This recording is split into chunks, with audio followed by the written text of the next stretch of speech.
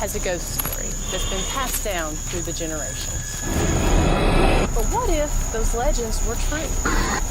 My name is Miranda Young, and I'm the Ghost Biker.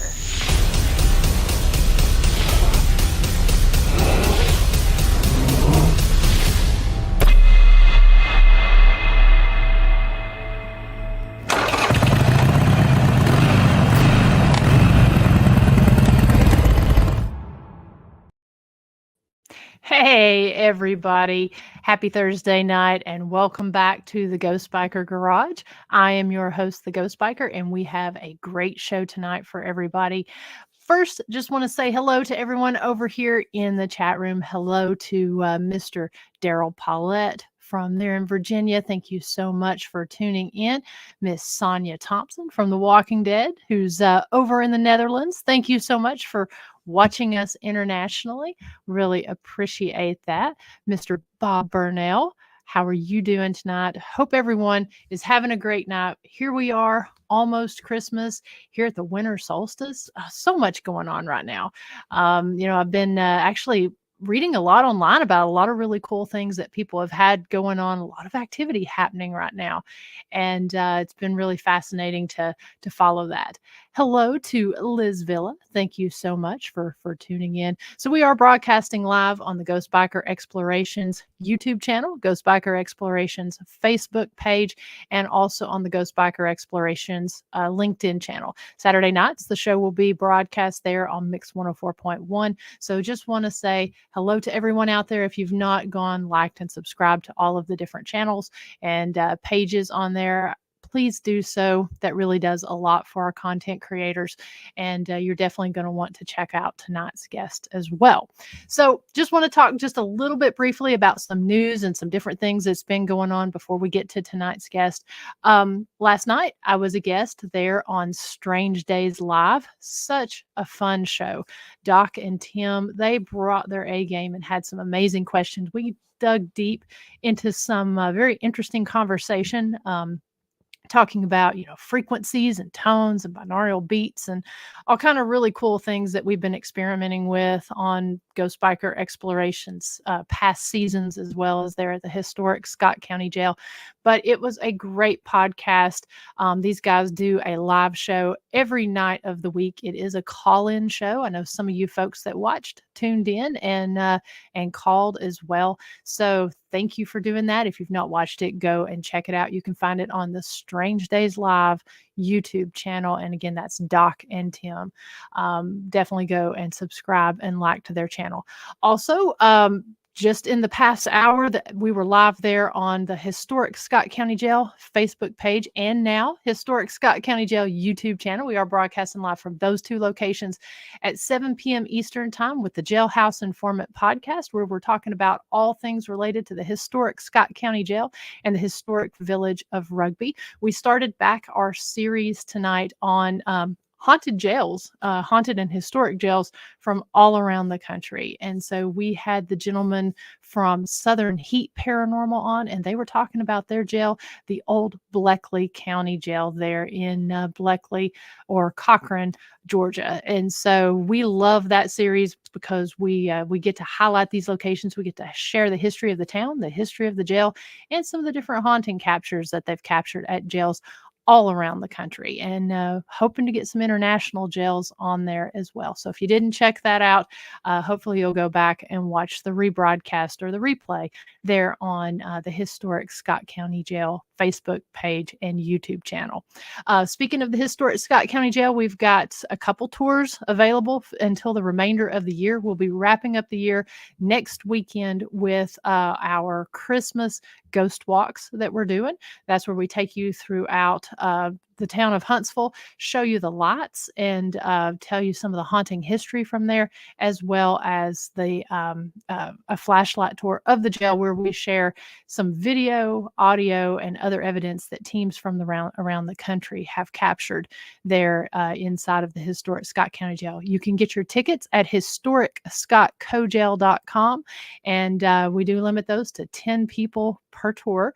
And again, we've got tours this weekend, as well as next weekend when we'll be wrapping it up.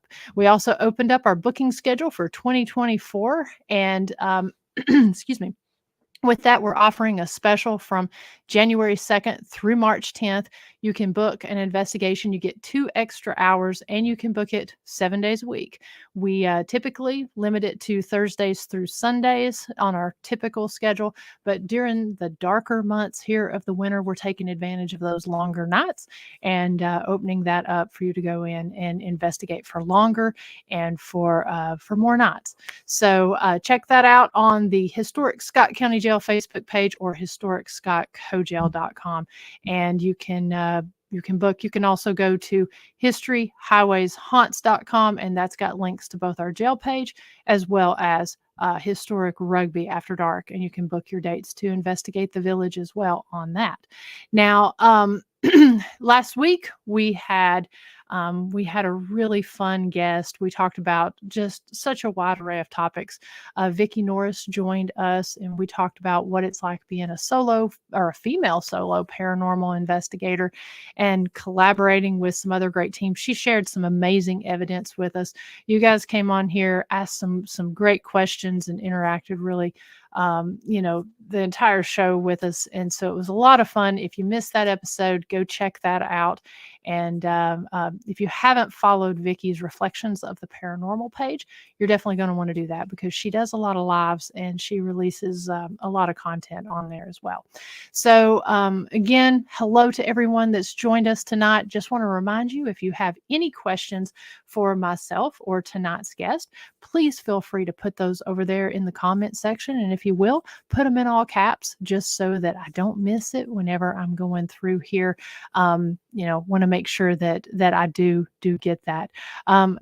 Again, just kind of continuing saying hello real quick. Hello to Miss Nancy Weems, Crystal Hill from down in Southern Alabama. And of course, Mr. John Tyson, also down there in Southern Alabama. Thank you all so much. And then all the way up to Toledo, Ohio, to Mr. Joe Shortridge.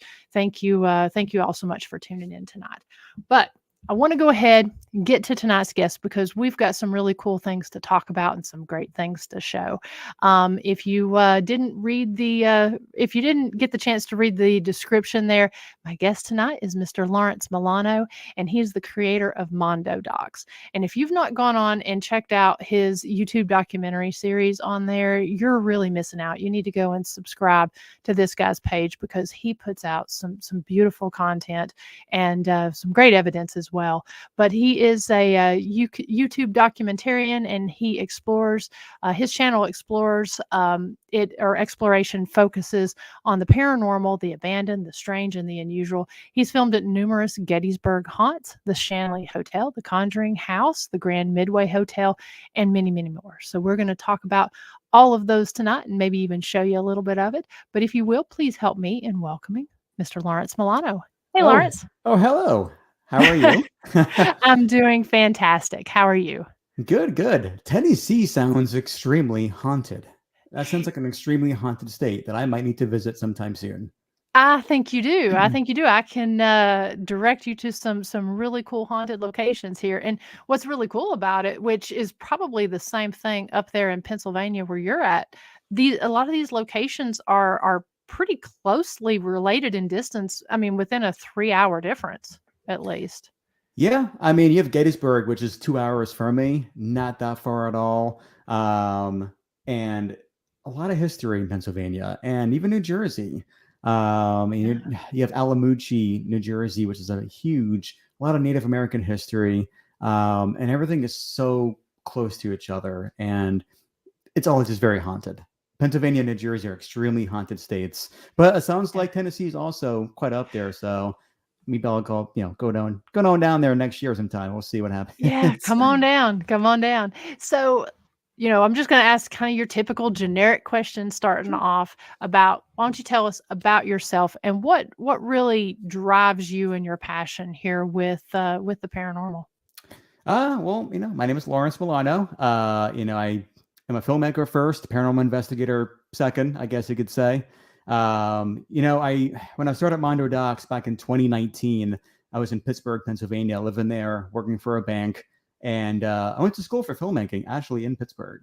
And I've done some wedding videography, wedding videos, some short documentaries throughout my 20s and so forth.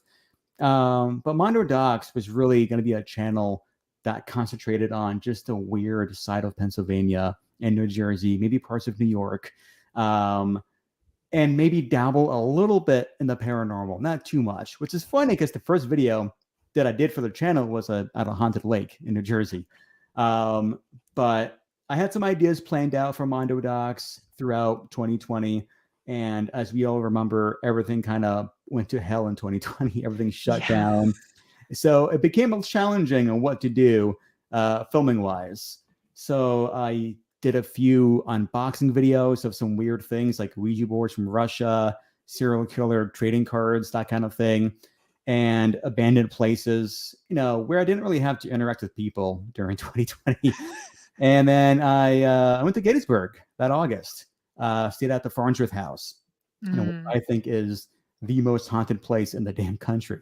I believe that. Yeah, and that was my first out of 10 times I've gone to that inn.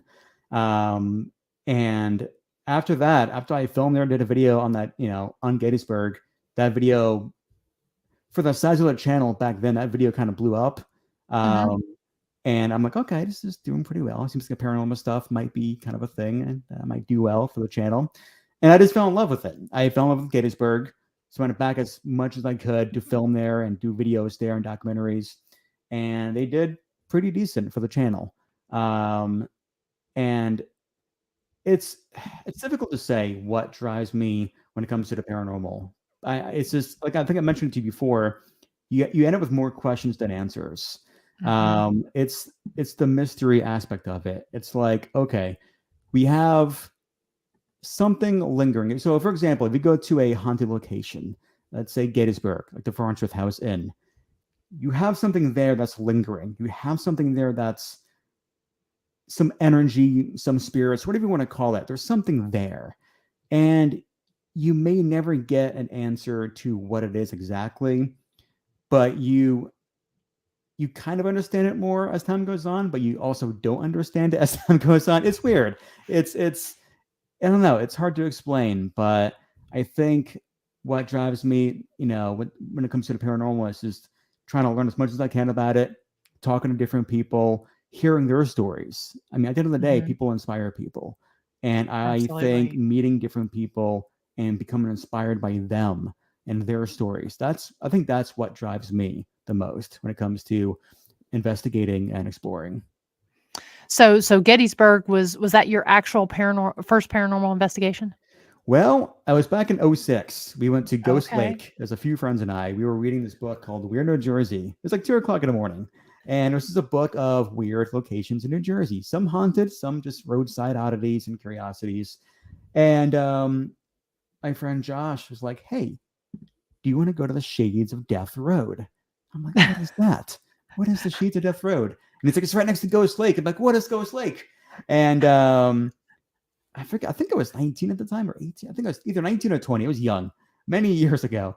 And we got in the car, the three of us, me, Josh, and Garrett, and we drove to Shades of Death Road, which is supposed to be this very haunted road. And we get there and, it was pretty calm. I'm like, okay, I'm not really that freaked out. We get to the lake, we get out, take pictures, and my friend Garrett, he's like, hey, let's go in the woods. Then I get freaked out. I'm like, we're on bear country, first off. This is New Jersey, rural New Jersey. There are black bears literally everywhere. So we go deep in the woods. We find a cave. I'm like, this, we're asking to find Smokey the Bear. Like, it's this, we're asking for trouble. But we didn't really do any investigating. We kind of just explored, took pictures, hung out. And then after that, my other friend a year later was like, hey, do you want to come with me to this haunted cemetery and this mountain? We go, I'm like, okay, fine. And then after that, I kind of stopped investigating for a while until 2019. And then that's where Mondo started, and it all went, the rest is history, I guess you can say.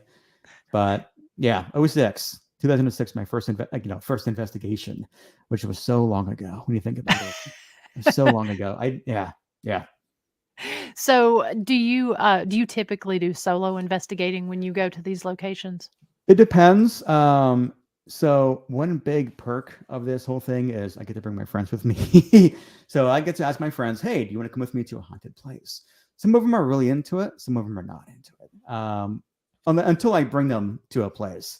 I think, for example, my friend Michelle, who's one of my best friends, and I was like, hey, I'm going to go to Gettysburg to go to the Farnsworth House. It'll be my third time, maybe second time there. And this is in the winter of 2021. And she's like, yeah, sure, why not? It'll be fun. I'll watch you film. We do whatever. We'll investigate. And she was a complete skeptic. And mind you, I'm still very skeptical as well, but she was completely anti-paranormal at the time. So I took her there, and it's just me and her and this older couple, like 2 doors down. And we're investigating, we're hanging out, filming, and she's like, hey, I'm gonna go take a bath. I'm like, okay. And it's like this old clawfoot tub in the bathroom. And for those who don't know the Farnsworth House, it's an old 1800s era inn.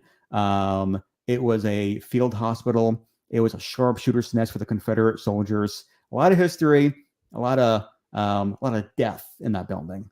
So she's taking a bath. I'm in the room hanging out, looking through footage, and I just hear a woman humming, like from the bathroom. Now I'm thinking it's Michelle. No big deal. She's in the bathroom humming. Great. Then it stops. And she goes, Lawrence, was that you? I'm like, no. That wasn't you? She goes, no. It's like that happened 3 feet in front of me. I'm like, are you serious? Because she lost her goddamn mind that this humming took place within the bathroom with her. And then we did an EVP session. And then we're in the room trying to listen to the playback. Meanwhile, behind us in the bathroom, things are falling over, towels are moving. Like, we had a drawer in the vanity open up by itself. I'm like, are you kidding me? Of course, none of this is on video, which is so typical. But I was so pissed. I still am. But yeah, after that, she was a believer, and she's pretty into it now, and she's one of my biggest fans. So thanks, Michelle. Nice. But yeah, and I have other friends who are always into it, and they love investigating. Like my friends Kristen and Sean, they're in some videos of mine, especially some Gettysburg videos. But yeah, it's sometimes I go alone. I've been to this one place called the Greystone Manor up in Western New York, kind of by Buffalo, and it's this giant, huge 1800s mansion / bed and breakfast. And I get there, and it's the owner and myself, and I think her husband is somewhere in the building, in the house. And she's like, yeah, you're the only guest tonight. I'm like, okay. I was kind of hoping for that. And it was crazy. That place is nuts too. I had a music box go off by itself. And the next morning, I'm like, I heard a music box play. And she's like, yeah, we don't know where that's coming from. We can't debunk it. Like, other guests report it. And I had a friend who stayed there, and he's like, keep an ear out for the music box. I'm like, box. And when I went there, the music box go off by itself. And I get an EVP of someone saying, no. It was just, that place is crazy. I think when you're by yourself, it enhances the fear factor of it all. But also, I don't know. It's weird. I don't mind going by myself. I think it's more personal, more intimate. And I think from a viewer standpoint, when you're watching someone by themselves in a dark, creepy, haunted place, Yes. it kind of puts you with them, I think. For me, at least, when I'm watching someone alone in a terrifying place, it puts me with them almost. Or as if I'm with, like, or as if I'm that person watching or going through that place.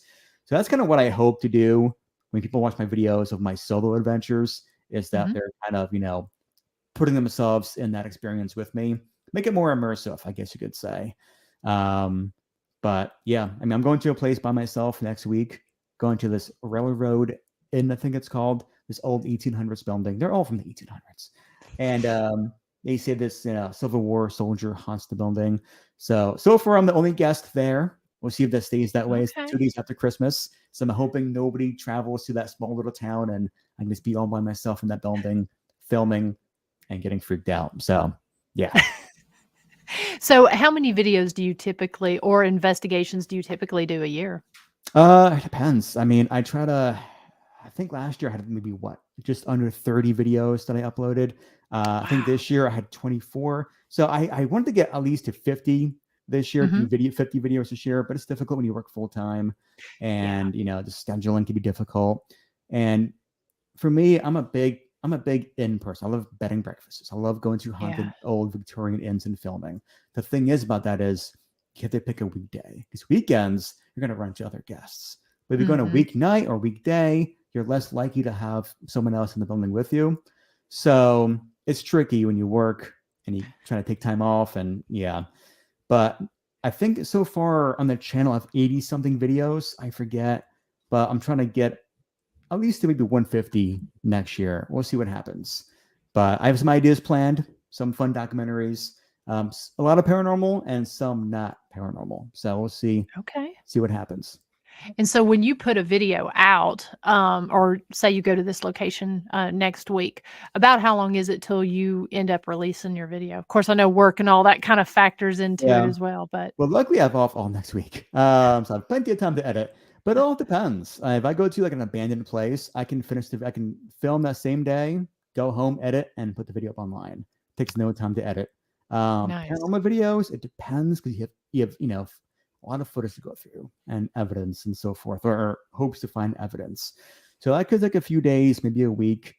Some videos might take a month, but mostly maybe like a week, if that. Okay. And do you have a lot of, because I know I myself am a solo investigator. And so I know I have like static recorders and all of that kind of sitting out from when I'm not. It's usually either myself and a videographer. And so when I'm doing that, I have all that other footage to go through. Yeah. Do you pretty much do you put static recorders and stuff like that down, or is it pretty much like your point of view throughout the entire investigation? Point of view, and I think I like that style. I mean, Mhm. I like watching investigations. I get kind of bored by watching investigations sometimes. So I know I'm not alone on that. Yeah. And I want my videos to appeal to those who are into investigations, watching Mhm. paranormal stuff, and I want to appeal to people who are not so into the paranormal stuff, who just kind of Mhm. want to watch this somewhat immersive experience of someone walking through a dark, sometimes damp, wet, cold place. But yeah, I am a big fan of the point of view kind of stuff. And some of my videos, I'll film a friend investigating during an EVP session and so forth. So I think it all depends on the location, and depends. Mhm. I'll try to shoot as much as I can. Um, a lot of the times, it'll be the footage I don't even use, Yeah. especially during investigating, because we can shoot 2 hours of investigating and not use any of it, because nothing happens, which Mhm. is pretty common. Yeah, And it's hard. I find that to be kind of a challenge yeah, to, and I think you can really understand this, especially being a filmmaker, is that, whenever you go to these locations and you have, say, for instance, 12 hours of footage, or at least maybe even 3 or 4 hours of footage, and you're trying to tell a story and you're trying to show when you capture things, obviously the evidence that you get, but also showing the time that maybe you don't, yeah, just to kind of validate that. It's really hard to sometimes tell that story, and condense it down, to a shorter period of time with all the yeah. extra footage that you've And I, got. and I think not having evidence makes it more realistic, in my opinion. I think Yes. I think sometimes I kind of prefer not having evidence. I mean, that's a great bonus. Mhm. I mean, let's take the Conjuring House, for example. I was editing that video, and nothing, like, usually when I'm filming, walking around, and it's quiet, an EVP might show up here and there or Mhm. something. But when I was editing that video, like, barely anything was happening until, I think I sent you the video earlier. Towards the Mhm. end, when we were outside, then I'm like, okay, I don't know what that is, but let's dissect it a little bit. And then in the very end, I'm not sure if you watched the whole video, but towards the very end of the video, um, you know, my friend and I, we had a night vision camera set up on the windowsill of the room to film us sleeping. Mhm. And something completely mind-boggling happened during the footage. And spoiler alert, the camera moves by itself. And I have an idea of what happened, but Okay. oddly enough, it makes more sense if it's paranormal, which I hate saying, blows my mind, because it doesn't sound sane. It doesn't make any sense. But it makes more sense if it is paranormal. But the camera moves, and it sounds like someone is touching the camera and turning it, but no one comes into the room. Wow. So it's stuff like that. It's like, okay, nothing's happening, and all of a sudden, you kind of not lose hope. You kind of Mhm. like, you're like, all right, well, this is going to be a creepy walkthrough of a house, which I do have plenty of those on my channel, and I think those are just as fun. But then the camera moves by itself, and we get an EVP of a child in the woods. So it's the Conjuring House is an interesting place. It's quiet, but it's interesting. Well, I say we play that footage if you're good with that. Sure. I know you sent the. Let me get that queued up here. Let's see here. So I had the sound turned off because I was kind of scrolling through some of your footage there while we were talking. But I'll go ahead and start this. So you really kind of already set it up. So we'll just play it through there. And if you need to, say anything through, we can just stop it or I'll explain the context. Okay. Any kind of noise at all for us.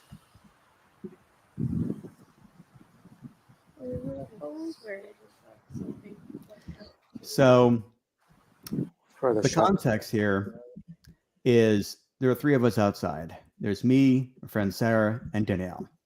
So obviously I don't sound like a little girl. At least I don't think I do. Danielle does not her voice. Sarah, she starts talking, but there is a voice that talks right before her and over her. And when I first heard it, I'm like, what the hell is that? I'm thinking, is it her? Is it her saying it? And I watched it over and over and over again, and it talks over her. Like, you can play it one more time. Like, it's interesting. And for those at home, like, just listen carefully. Like, it's weird. I don't know. Yeah, and I mean you can hear it without headphones, but definitely folks put some headphones on. It's actually really cool. Let me get that started here. Make any kind of noise at all for us.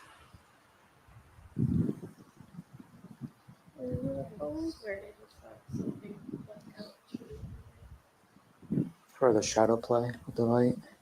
So I don't know. My theory, so I'm a big fan of the whole time slip theory. I think there are different universes and dimensions that kind of cross over each other. And it's like, you ever seen the movie The Others with Nicole Kidman? It's like, oh, we the ghosts? That kind of thing. So I think, for example, in that situation at the Conjuring House, that house is from the 1700s.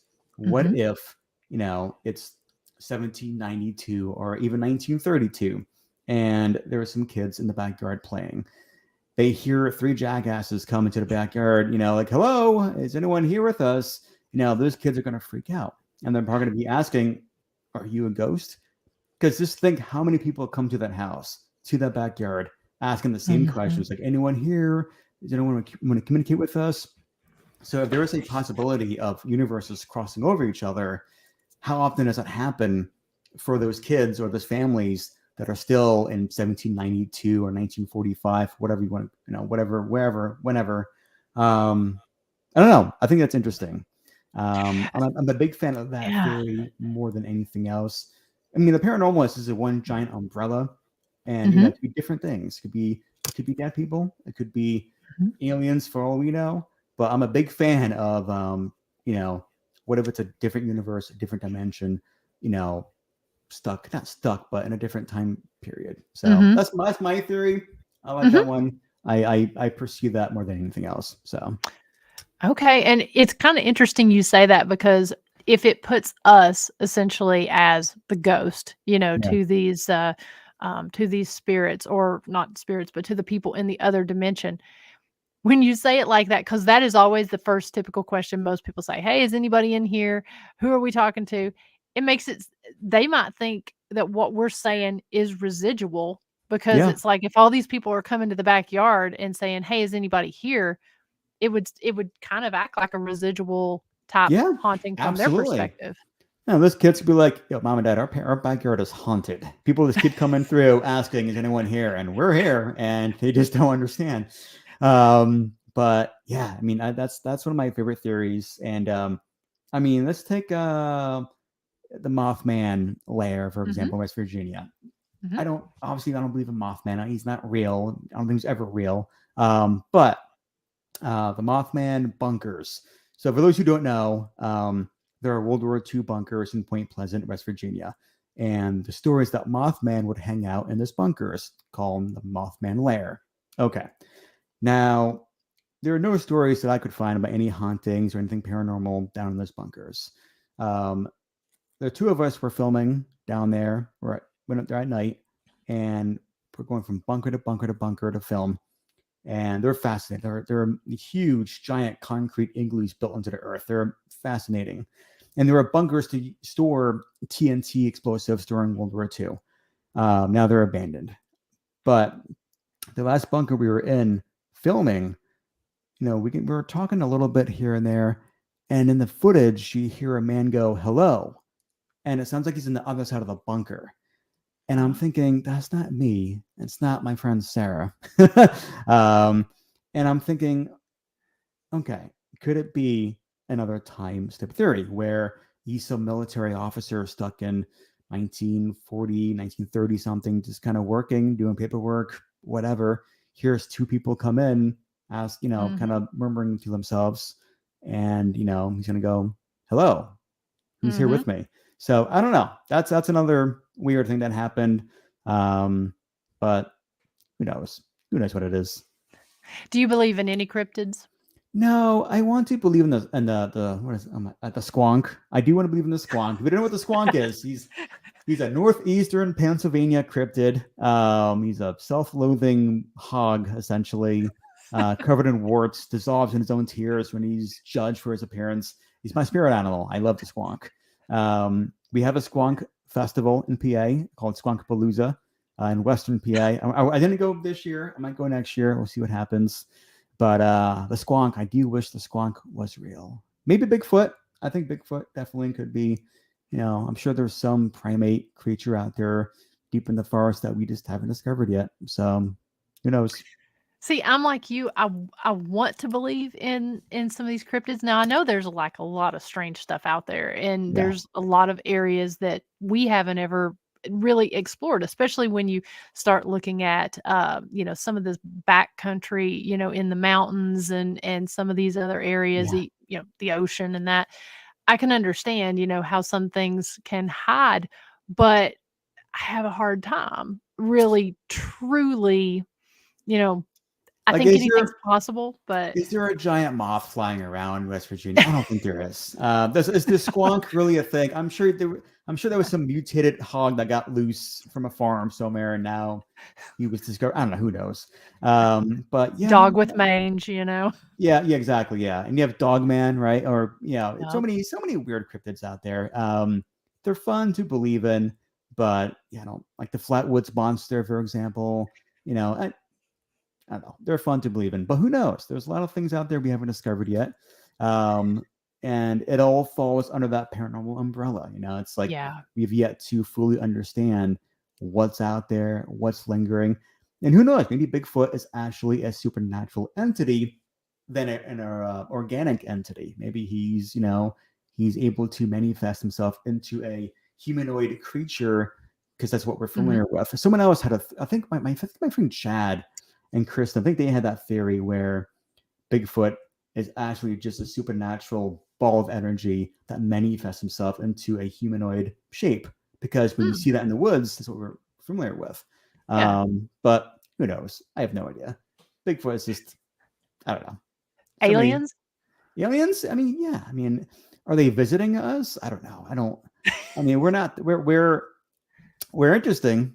We're an interesting species. I don't think we're that fascinating to travel light years to study. Maybe we are. We were pretty weird down here. So, would I want to visit Earth if I was some alien creature? Probably not. I would stay as far as I can. I see what's going down on planet Earth. I would say, fuck that. And it's not. I would stay far away. Absolutely not. I don't want what they're having. No. They're launching their nukes where? I'm okay. And then they get these missiles pointing at each other. I'm out. Exactly. So just want to take a few minutes and look over here in the chat room just to make sure that we don't miss anybody here. John, absolutely. I definitely am planning to get with you here to get some dates set to do some investigations from at your family home. So looks like your friend Kristen is on there. Yep. She says I'm the favorite friend. That's a debate. And then Bob Burnell says he caught some amazing photos at the Farnsworth House in believe it. Gettysburg. I believe Amazing it. town. And Daniel says that, or Daryl, excuse me, he says you need to visit Appomattox. Plenty of history to explore there. I'll make a note of that. And it is really cool. I highlighted Clover Hill Village there on my series, which is right there at Appomattox, and of course that was where the Civil War ended. Oh shit. Okay. So yeah, you definitely need to go and check that out. And Daryl is such a wealth of knowledge, lives right there at Appomattox. Oh wow. Okay. Lots of good videoing. Liz says, I have 100% been to the road that you were talking about, but didn't know it was next to the haunted lake. Ghost Lake, yeah, she's a Siege of Death Road. It's a local New Jersey legend, that road. Yeah, and there are so many stories on how that road got its name, Shades of Death Road. There's stories of squatters who've killed people, carjackers. People think the shading on the road from the trees is how it got its name. Oh. So there's so many stories. The lake itself, I think it's man-made. Actually, I'm pretty sure it is man-made, and they think I think they say it's a Native American haunting that's around there. And because it's in Alamushi, it's a very rich, it's rich with Native American history. But that place is interesting. My friend Kristen and I were at Ghost Lake back in 2020 October, and we were investigating the cave at night. And I remember we walked into the cave, and it's a pretty small cave, and I'm crawling in there, and I freak out. I scream, and Kristen's like, "Oh my god, did you see a dead body? What's going on?" But no, it's worse. It's just cave crickets everywhere. And they were big, like they were massive cave crickets crawling around, jumping around. I'm like, F this, nope. So we sat outside the cave, investigated, and we're with the cave right here, and there's the water to the lake to our right, and we have the lights off. We're just kind of investigating, hanging out, and all of a sudden we hear like footsteps to our right, and immediately turn the light on, and we're pointing the light towards where the footsteps are coming from, towards so it's us, and then 20 feet there's the water, and the footsteps are between us and the water from our left to the right, and there was nothing there. Just heavy ass footsteps. Now, mind you, birds can sound like humans when they're walking through leaves, but there was nothing there. At least we didn't see, and it just kind of came and went. So that freaked us out. Just hearing these disembodied, heavy footsteps. So I'm like, that's either a person or a bear, and I'm hoping it's a person. We'd still be probably in trouble, but I just want to be a bear. Which we did see a bear 20 minutes later down the road driving home. So it is bear country down there. We have to be careful with that one. But Ghost Lake, yeah, for anyone who's watching, if you're in New Jersey, go to Ghost Lake in Alamuchi. Like it's a beautiful lake. You can go fishing there, and it's haunted. So check it out. Nice. I love places like that that's got such an interesting history and then interesting stories surrounding it, whether they're true or not. Just having those local legends and local folklore. To me, that's some of my favorite places to highlight, because there's so much that somebody from like down here in East Tennessee, we may not know what's really localized to your area and those stories. And it really kind of tends to bring people in to travel to those places. Small town hauntings. I mean, that's a show name right there. Small town hauntings. That's my favorite kind of hauntings. Absolutely. Bob says, let's see. So jumping on to talk about the Conjuring House a little more. He says, our team investigated the Conjuring House and found it really, really active after midnight and only on review. A lot of EVPs. Is that one that tends to be more, because, I've heard mixed reviews on that one and hope to make it there one day. I've had a lot of people say it's quiet, but you not so many disembodied voices in the moment, but you find more things after you're doing your reviews. 100%. Like we were there, and it was quiet. Like nothing really happened. We had some motion ball activity outside, not too long after the EVP of the little girl talking. Yeah. But like the house was so quiet. It was very peaceful. It's a very small house, and noise carries 100%. Like and there were vents everywhere. So I was in in the attic upstairs, and they're in the basement investigating, and I could hear them clearly, clear as day, as if they're right next to me, but they're in the basement. I'm upstairs. So it's a very interesting house. It's an interesting layout, but it's very quiet in terms of activity. Now, EVP wise, it blew my mind with what we got. And then the camera moving by itself was just also really strange. But yeah, it's worth going to. It's a little expensive. I think it keeps jacking up in price, but it's I mean, I don't blame them. It's the Conjuring House. Yeah. It's like the most notorious, haunted house in pop culture, right next to the Amityville house. Only the Amityville house you can't get into, unfortunately, because it's a private residence. The Conjuring House welcomes you at a high cost. So it's worth going to, though, with a small group of people, and just go check it out. So yeah, absolutely. So I'm going to pull up your YouTube channel here because, like I said, you've got some very impressive videos. Your work is beautiful, and I definitely encourage everyone to go check it out because you won't be sorry you did. I mean, it's great content. Thanks. And that one right there, the Point Phillips, the Bigfoot UFO ghost video, that's a good one too. Kristen and Sean are in that video, and it's actually a town I kind of grew up in. I moved from Jersey to PA, and that town is, I met a few people who said the town is cursed. They say it's haunted. So I did a documentary on a friend of mine who claims the place is haunted, and she has some fascinating stories, and a lot of tragic stories in that town. For example, in the beginning, in this parking lot I'm filming in, a man took his own life with a shotgun in that parking lot, I think 2 years ago. But later on in the video, Kristen, Sean, and Sarah and I go out into the woods on the Appalachian Trail to film. And it was interesting. We heard a man's voice in the middle of the woods, for 2 seconds. It was like a man's faint voice. And there's no one, no houses, nothing around there. Just a man's voice out of nowhere. Sean had a pebble, like a little rock thrown at him. So it's interesting. That's if you guys want to watch a good documentary, I think that's the one to watch, along with the Hauntings of Gettysburg documentary, which is a feature length doc. That one took quite a while to film and edit, but yeah, it's fun. It's been a fun journey just doing these short documentaries. Like I said, the channel was meant to be not completely paranormal. And then it just kind of took off from there when I did become paranormal.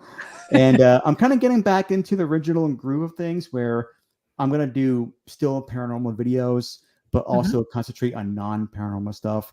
I did 2 documentaries, one on a funeral home this year, one on an oddities and curiosity shop, which had some haunted stuff here and there.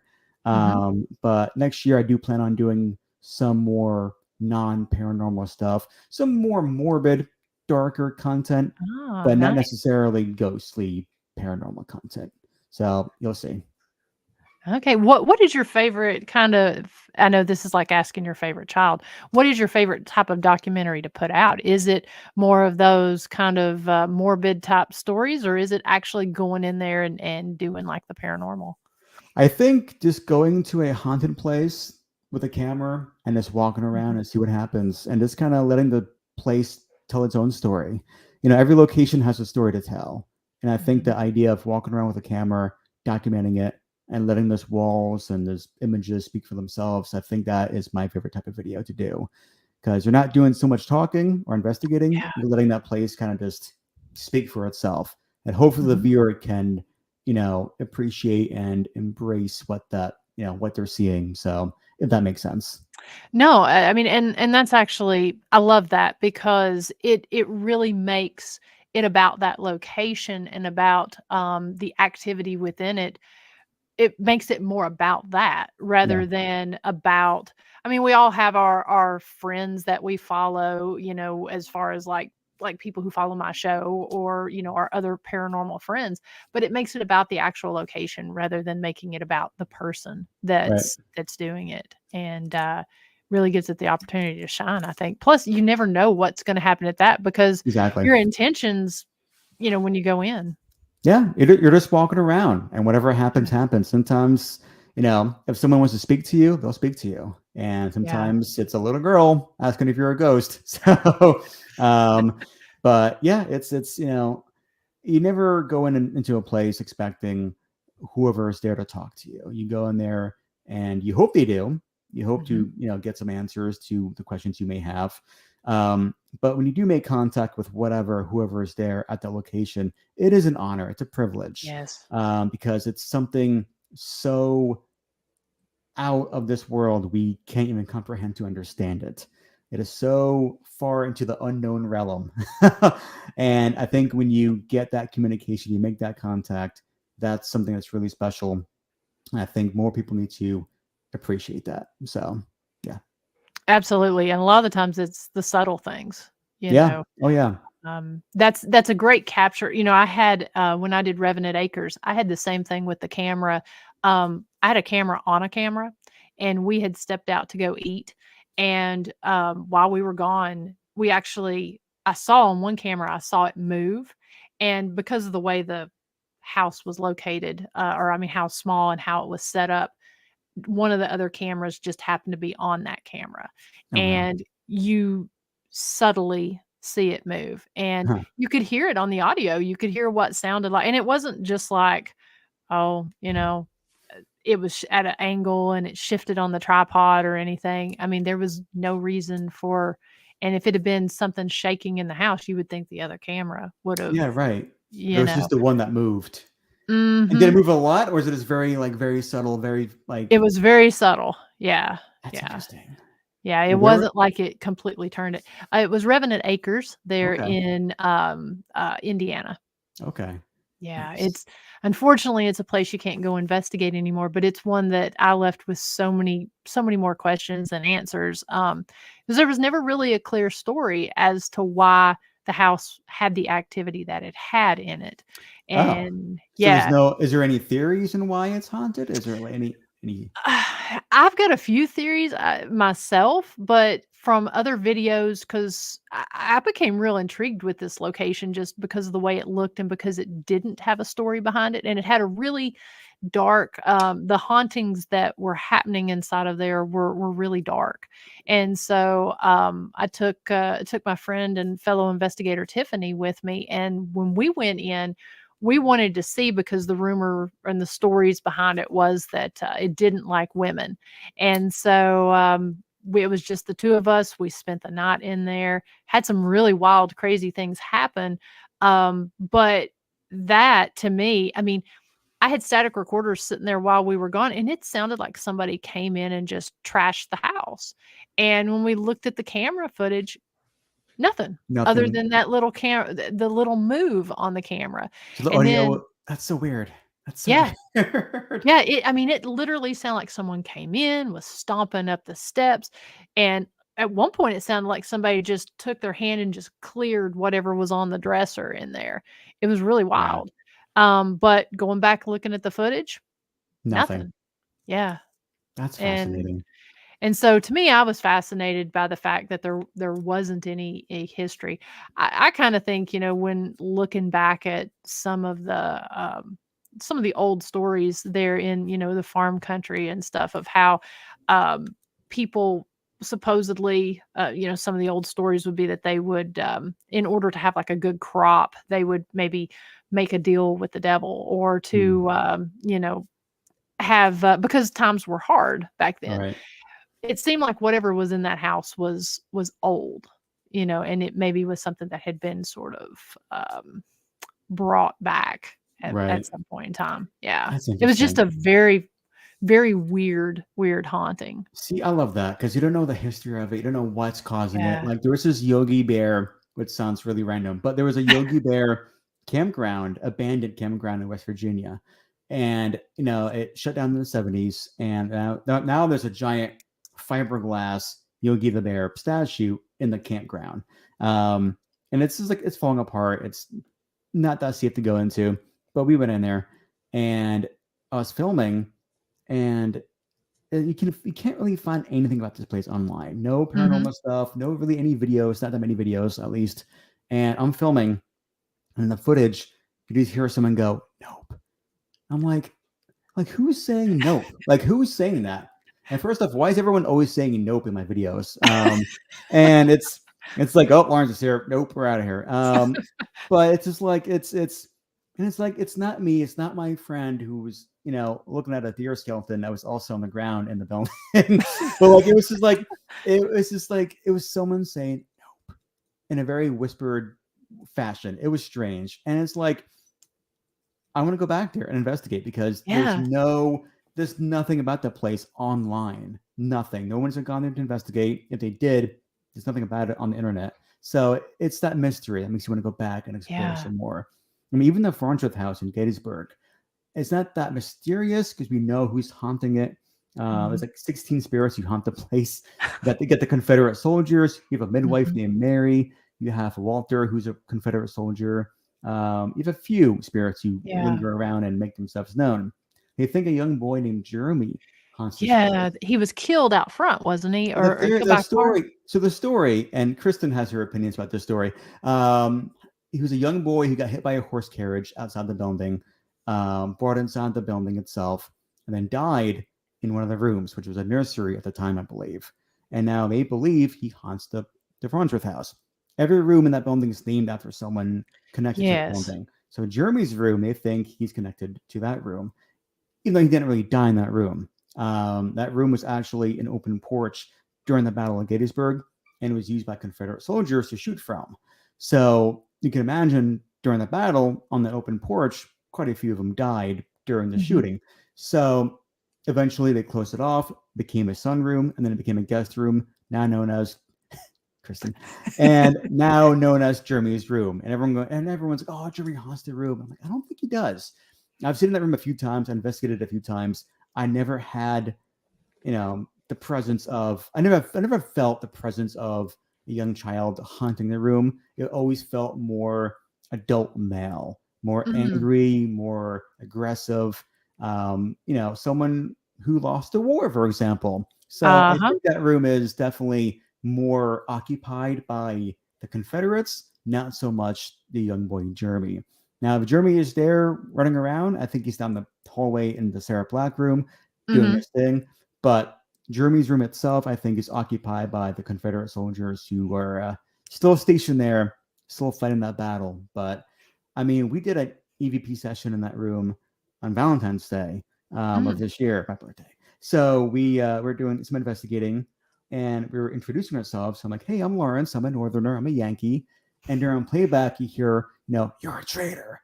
And it's like, oh, wow. I'm like, a young boy is not going to say that. That sounds like someone who lost a war. So it's like, yeah. So I think that room is definitely occupied by more adult males instead of a young boy. But that's my rant about Jeremy's room at the Farnsworth House. No, I know exactly what you're saying because the time that I stayed there, we heard what sounded like a kid running in the hall. Yeah. And to me, I don't know. I mean, it makes more sense. I mean, when you put it that way, I've only stayed there once. I've done some reading and stuff on that location, and I've always found that interesting.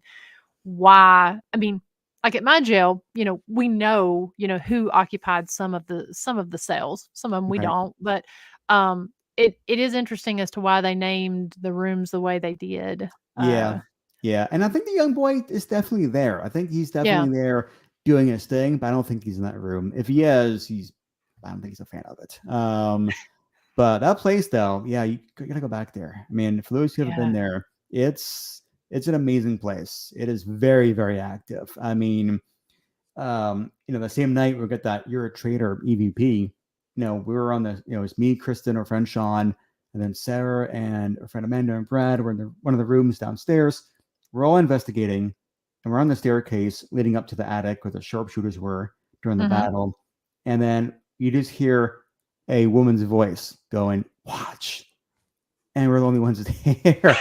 And luckily we got it recorded. Luckily our friend Sean has it on recording, but it's that place, man. Like if you go there, go in the winter when nobody else is there.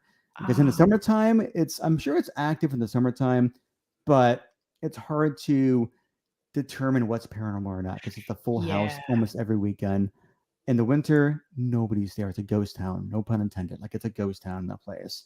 And when you're the only ones there, now you're gonna hear noises. You're gonna hear footsteps that shouldn't be there. and they're gonna have voices that shouldn't be there. Maybe women humming in the bathroom that definitely shouldn't be there.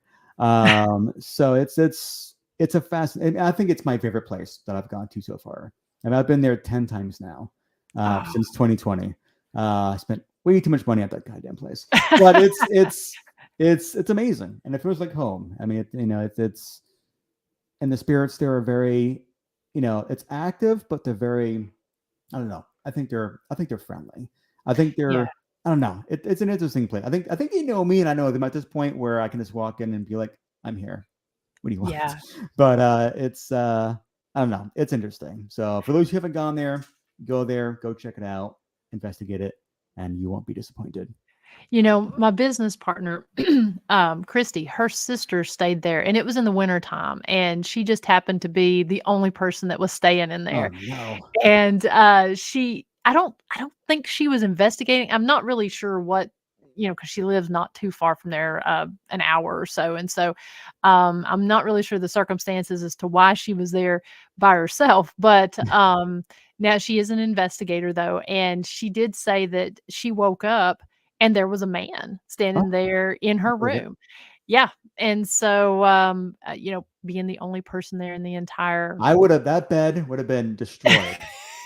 I would have had to pay extra to get new sheets for that bed. If I woke up to a man in the room, be like, nope. First off, especially when you're the only person there. Yeah. I mean, good for her being the only one in there, because that building, it can get pretty scary in there. Like if you're the only, like it can get pretty scary. Like there's spirits not going to hurt you in there, but that building can get to you definitely. I mean, I've only experienced that. I mean, it's like I said, it's friendly, but it can get to you. I don't know. It's weird. It's like that in the Shanley Hotel up in New York. That building. Have you been there before? The Shanley Hotel. That's a place I want to go to. That place can get to you definitely. Like I remember my friend Sarah and I, we went there last November with the whole place to ourselves. And what you can do, you can book the whole place to yourself. On Mondays and Tuesdays, it is cheaper than the weekends to book it to yourself. And yeah, it was interesting. I've been there quite a few times. I was her first time there, and we were investigating disembodied footsteps running all over the place. At one point, I'm in the one room filming, and she's kind of in the room next to me, and I hear footsteps above me, and it was so casual, so subtle. I didn't even think anything of it. And then after that, I go into the room, and I'm like, "Did you hear footsteps?" And it's like, "Yeah, they're right above us." I'm like, "There's no one else up there. Like, there's no one upstairs." And that building, it has an old bordello connected to it that you can stay in. So we were staying in the old bordello part of the building, and it was like 3:00 in the morning. We got into bed. Usually when I go to bed there, nothing happens. It's my safe zone. It's quiet. I get in bed. I tell the spirits, "Hey, I'm going to bed. Leave me alone." And they don't bother me.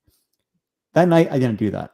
So we get into bed, turn the light off, and all of a sudden on the door, you just hear, bam. Someone comes up, someone just bangs on the door. No footsteps, nothing like that. Just someone just banged on the door to our room.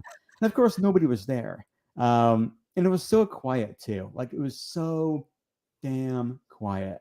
And all of a sudden, bam on the door. Oh, so that startled us definitely. We were definitely awake after that. And it was at 3 a.m., which I don't really. Everyone's like, "Oh, 3 a.m. is the witching hour." I'm like, "Yeah, okay." And then, but when it happened at 3 a.m. So I don't know. Pick that as you will. But that place can get to you definitely. I think they said over 50 spirits come and go. Wow. Every room has like their own delegated spirit to it. It's so strange, but it's fascinating. So if you get a chance to go there, go to the Shanley Hotel in New York. It's gigantic. It's fascinating, and it's scary. It's scary as hell. But it's great though. I love it. Yeah. No, and that's the best part, I think, when investigating solo or being there with just one other person when all this stuff is happening, because it's just, there's no explanation for it. And there's just something mentally, or that just captures you mentally whenever all that happens. And you're trying to think of some logic behind it too. I mean, much of the time, it's probably an animal like a squirrel or something, Every old house is going to make noises. Every building makes noises. It settles and so forth. But when someone knocks on the door at 3:00 in the morning, no one else is there. It gets can't really explain a disembodied, loud, aggressive, knock on your door. But yeah, it's fascinating. The whole thing is. Yeah, for sure. And I was going to ask you not to jump back, but when we were talking about, when you were talking about the Yogi Bear campground and all of that, do you think that that's the reason, going to a lot of these locations, really essentially just going in with a camera? Do you think that that type of activity is the reason that a lot of urbexers really have kind of started to get into more of the paranormal thing because of going to some of these locations that maybe don't, just the abandoned house down the street or the abandoned campground, and then all of a sudden they're ending up capturing things when they're Yeah, not investigating? I don't know. I mean, with the whole recent urbex jump into the paranormal crazily on YouTube. I don't know. I mean, it's the paranormal scene on YouTube is gigantic. It's huge. Yeah. It's a very oversaturated market. But it makes people money. It makes them Mhm. money. So that's why they pursue that choice in Yeah. their channels. But when it comes to just kind of exploring, I mean, yeah, it's just for me going to an abandoned place. It's like, okay, I'm not gonna experience something, even if I don't, that's fine too. Mhm. But yeah, I don't know. I don't really have an answer to that question. I mean, I think a lot of people get, from urbexing into the paranormal for different reasons. Mhm. On YouTube, for example, you have big YouTubers who do it, who made Mhm. that leap into the paranormal. They do it because, like I said, they get some views, make some Yeah. money, which is fine. But I don't know. Everyone has their own reasons why they get from urbex into the paranormal. It's, they're not completely separate entities either. I mean, Mhm. I think they kind of fall Yeah. under the same umbrella to a degree. So, yeah. Yeah. I just think it builds that extra interest in these places that, because we all know about the big commercial ones that Yeah. everyone's heard about and everything. But it's always interesting to me whenever it's, you know, it comes from an urbex standpoint where it's locations that you've never heard of, really never know the story of. Right. Yeah. And they go in and Right. they just start capturing things. Well, it's like this YouTuber named Dan Bell, who I get, I'm very influenced by him and his content. He's not really an investigator, or he's just a filmmaker on YouTube who goes to abandoned places, and Mhm. every now and then he'll capture some weird stuff, like some weird footsteps here and there, and he'll try to debunk it. Like, oh no, it's just a homeless person or a squatter, and it might be, Yeah. but I think I said before, these places have stories. They're alive to a certain degree, and when you walk through these places with a camera, they are speaking to you through your Yeah. camera. And whether it's just through imagery or through EVPs, whatever it may be, these abandoned places, they do have stories and they do have histories and they're filled with energy. And it's just, are you able to capture that through a camera? And if you're able to, then you did a good job at doing what you're doing.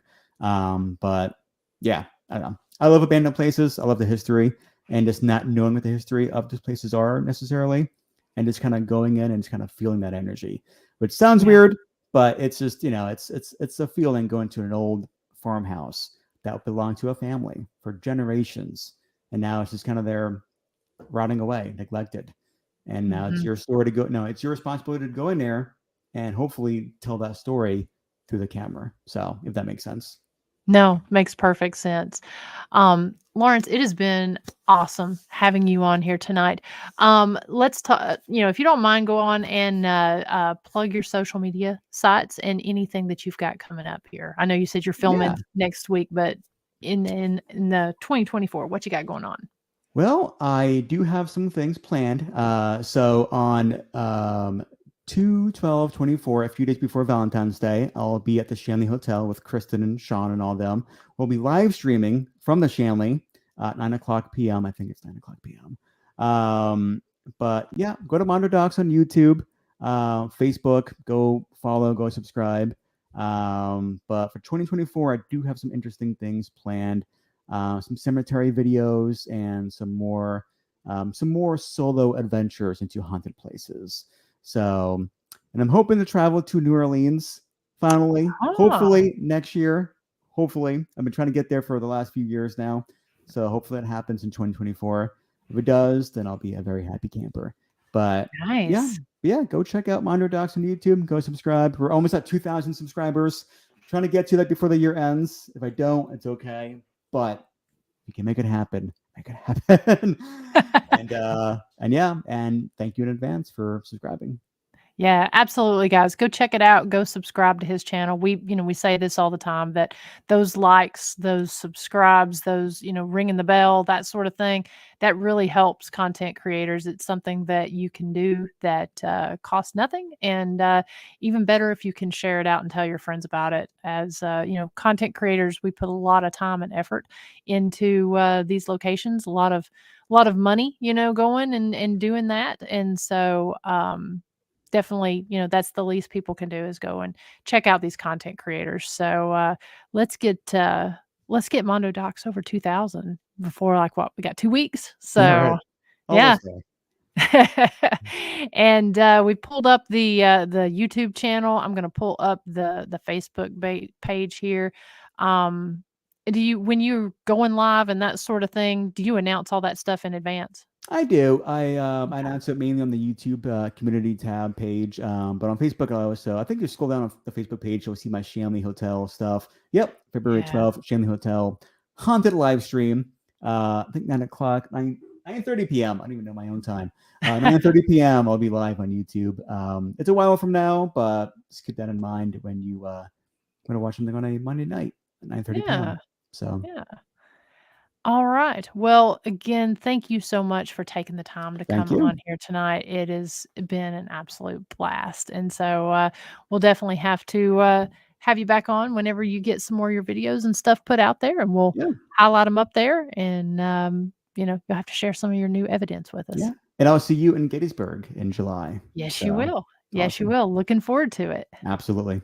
All right. Well, thank you so much. Folks, next week we've got a great guest that's going to be on here next Thursday night at 9 p.m. We've got Dr. Dennis Carroll, and we're going to be actually digging kind of deep into the topic of angels. We're going to hit that, but no better time than right here before Christmas. We're going to be talking about that. A lot of people talk about the demonology side of things and really like to, dive in deep to that, but we're going to do something a little bit different. And I listened to one of his lectures not too long ago, and it was just absolutely fascinating. So get your questions together and join us next Thursday night, where we'll be talking to Mr. Dennis Carroll.